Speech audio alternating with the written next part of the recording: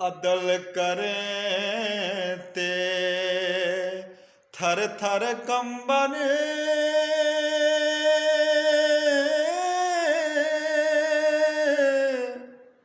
ओ उच्चिया शाना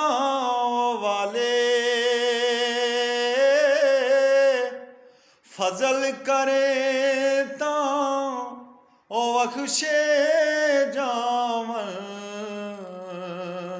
हो मैं जेवी मुँह काले ते हश हश जिनावे ओ कदर न मेरी